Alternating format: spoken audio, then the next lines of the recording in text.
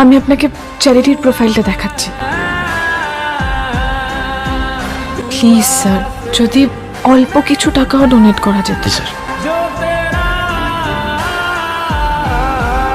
এত টাকা? ম্যাডাম, এটা আপনার জন্য অনেক, কিন্তু স্যারের জন্য অল্প কিছু, যেটা আপনি চেয়েছিলেন। Thank you very very very much, thank you so much. Any drinks? Sorry sir, but আমি ড্রিঙ্ক করি না। ম্যাডাম, জুস তো খান। ওকে। Excuse me.